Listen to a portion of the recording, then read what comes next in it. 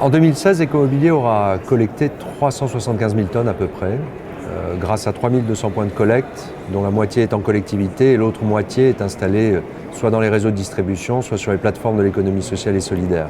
C'est un bon résultat puisque c'est pratiquement une fois et demie ce qui a été collecté en 2015.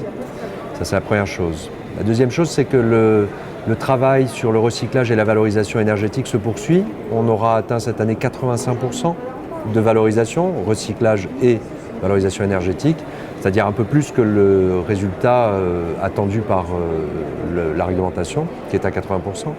Donc ce sont de bons résultats. On poursuivra évidemment en 2017 et 2018 la collecte en équipant les points de collecte dans les déchetteries publiques et puis le travail qu'on fait, le partenariat qu'on mène avec les enseignes pour offrir le service aux clients des enseignes. Dans le travail qu'Ecomobilier mène, la relation que nous avons avec les enseignes vise à faciliter le service que les enseignes peuvent apporter à leurs clients. On a par exemple mis en place un service qu'on appelle une pierre deux coups, qui est un service qui permet au client qui va prendre une voiture de location auprès de l'enseigne pour rapporter chez lui ses meubles, les meubles qu'il aura achetés dans l'enseigne, de revenir en amenant le véhicule sur le site de l'enseigne, de revenir avec un meuble usagé.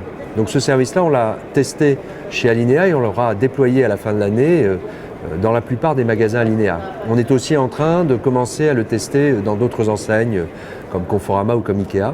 Donc ça, c'est du service effectivement rendu par Ecomobilier auprès des enseignes pour que les enseignes puissent rendre le service auprès de leurs clients dans les conditions évidemment qu'elles souhaitent. Ça, c'est une chose très importante.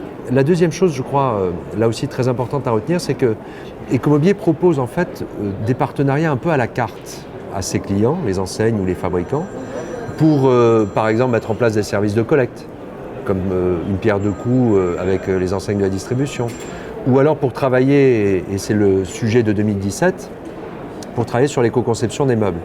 Ça, c'est très important parce que dans l'objectif d'Ecomobilier, un objectif est de collecter, trier, recycler le mobilier usagé. Un second objectif est de travailler à réduire l'impact environnemental des meubles. Et réduire l'impact environnemental des meubles passe par la conception, au démarrage évidemment, des produits. Le design des produits, les matériaux, l'association de différents matériaux. Et donc du coup, Ecomobilier va démarrer un programme d'accompagnement sur la base d'un guide, le guide de l'éco-conception qui lui a été mis en ligne fin novembre. Ce guide va être annoncé, promu, envoyé, le lien web aux enseignes et aux fabricants. Et 2017, c'est le travail de promotion de ce guide et de partenariat avec les enseignes ou les fabricants. Et c'est en ça que je dis Ecomobilier est plutôt à la recherche de sur-mesure avec chacun de ses clients, parce que chacun de ses clients, chacune des enseignes, chacun des fabricants aura des problématiques particulières que nous serons en capacité de traiter ensemble.